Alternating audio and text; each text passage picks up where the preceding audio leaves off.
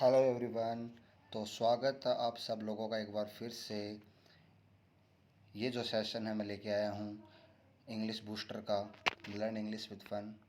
मैं हूँ सचिन चौधरी और ये है अपना चैनल MSIS 360 डिग्री कवरेज। और ये है इंग्लिश का लेक्चर। आज डे 10th है। 1 मई को हम पहला लेक्चर लेके आए थे और सिर्फ एक ही दिन हमने यानी कि संडे को ऑफ रखा था।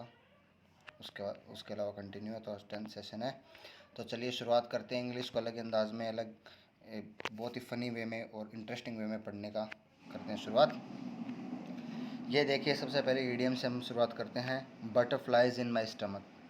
ये ईडियम आज सबसे पहले ईडियम मैंने ली है, जो कि बटरफ्लाइज इन माई स्टमक है। इसका मतलब होता है कि फीलिंग नर्वस और एंग्शियस। जब कभी भी नर्वस फील आए या कोई ऐसे चिंता वाली फीलिंग आए, ये ज़्यादातर बच्चों को एग्जामिनेशन के समय पे देखने को मिलती है। उस समय आप कह सकते हो बटरफ्लाइज इन माई स्टमक, या फिर किसी का इंटरव्यू हो उस समय भी ये ऐसी सिचुएशन आती है।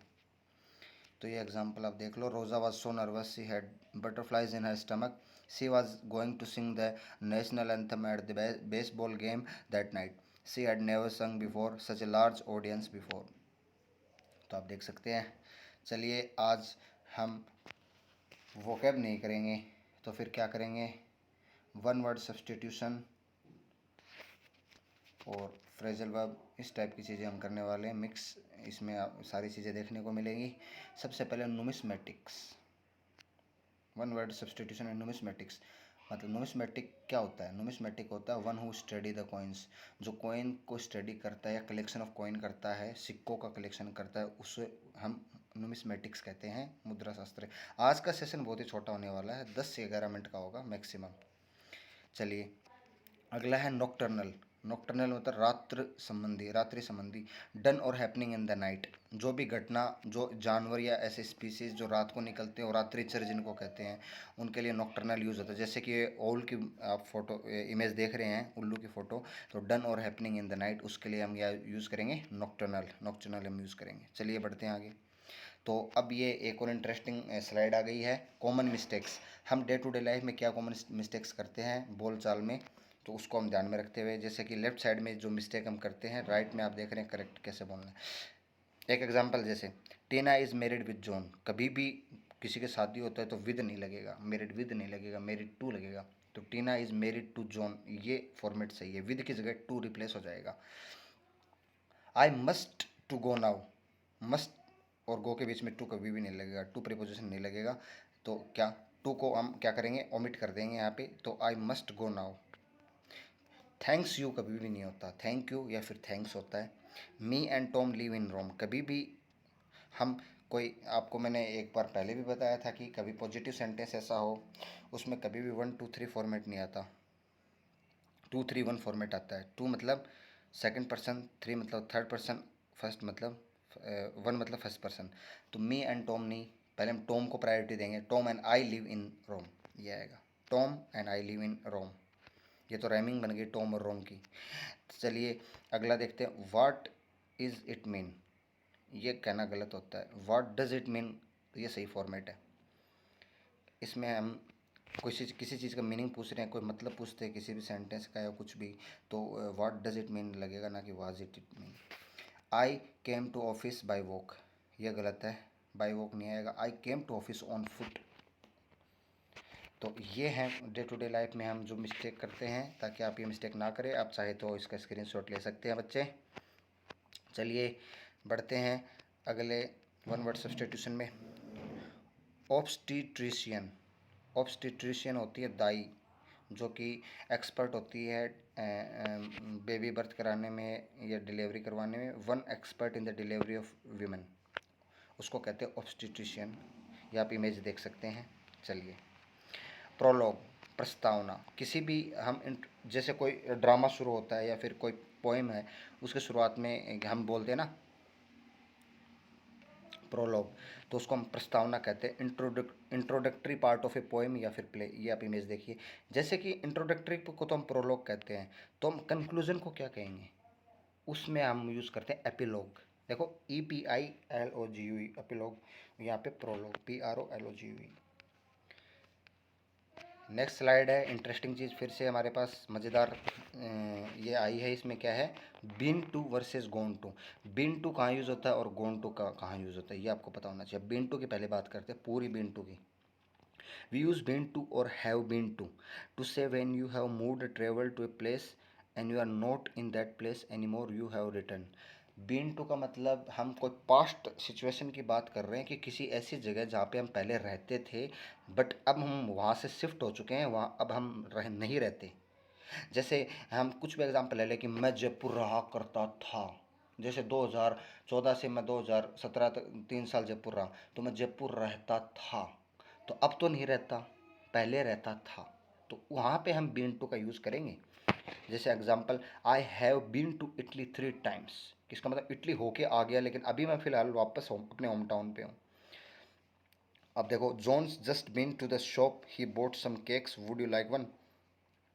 को जॉन नाम का बच्चा है, वो अभी क्या है, शॉप से होके आया है, अभी दुकान दुकान से होके आया है, वो कुछ केक लाया है, क्या आप उनमें से एक लेंगे, ये एग्जांपल हो गया। अब गोन टू कैसे होता है, देखो गोन टू कैसे यूज होता है। वी यूज गोन टू और हैव गोन टू से when you have move travel to a place but you are still in that place, you have not return. ऐसी जगह जहाँ पे हम चले तो गए हैं बट हम वापस नहीं आए, हम उसी जगह पे स्टे हैं जहाँ पे हम गए हैं, तो उस जगह पे हम गोन टू का इस्तेमाल करते हैं। ये फ़र्क समझ लो। अब इसका एग्जांपल देखिए, Mike has gone to Italy. अब इसका मतलब वो अभी भी वहीं पे, हम किसी की बात कर रहे हैं पर्सन की, जैसे कि माइक एक पर्सन एक है, जैसे कि इंग्लैंड से चला गया, सपोज करो कि माइक इंग्लैंड का है, तो माइक इंग्लैंड से इटली चला गया, तो इटली है अभी भी, तो इंग्लैंड वाले लोग क्या कहेंगे कि माइक अभी भी इटली में ही है। Mike has travel to Italy and he is still there. John's just gone to the shop, he will be back in about 10 minutes. अब जैसे उस एग्जाम्पल में इसमें क्या फ़र्क है, इसमें यह है कि जॉन अभी दुकान में गया हुआ है, मतलब अभी भी वो वहीं पे है, वो कुछ देर में लौटेगा, तो 10 मिनट में लौटेगा। तो यहाँ पे एग्जांपल अब आप समझ चुके हैं गोन टू और बीन टू का मतलब डिफरेंस। चलिए नेक्स्ट वन वर्ड सब्सटीट्यूशन में क्यूअर। क्यूअर का मतलब कांपना होता है। जैसे अर्थक्वेक आता है तो धरती दूजी, तो धरती अर्थक्वेक आता है तो उसको हम ये भी कर सकते हैं अर्थ क्यूअर, कोई कांपता है ना, और क्यूअर उसके लिए यूज़ होता है। सर्दी में भी अपन कांपते हैं, उसके लिए क्यूअर बोल सकते हैं। ट्रेम्बल और shake with a slight rapid motion. ये देखिए बेचारे इस पनीर की क्या हालत हो रखी है, तो ये आप इमेज में समझने के लिए हैं, आप समझ चुके होंगे tremolo shake with slight rapid motion. चलिए एट 6 and 7, एट 6 and 7 का मतलब होता है कि हम टोटली किसी सिचुएशन में कंफ्यूज हो जाएं, to be lost and bewilder confusion. Example जैसे Riya is at 6 and 7 since the death of her husband. कोई रिया नाम की लड़की है, वो अभी ऐसे परिस्थिति में आ चुकी है, ऐसे सिचुएशन में आ गई है, उसके समझ में नहीं आ रहा क्या किया जाए। तो ये at 6 and 7 since the death of her husband, तो ये एट 6 and 7 वहाँ पे यूज़ होता है जहाँ पे हम ऐसे सिचुएशन में आ जाएँ तो हम निर्णय ना ले पाए, हम निर्णय ना लेने की जो सिचुएशन में होते हैं उस जगह पे एट 6 and 7 यूज़ करते हैं। अब देखिए कॉमन अपोजिट वर्ड, हम डे टू डे लाइफ में कॉमन अपोजिट वर्ड क्या यूज़ करने चाहिए।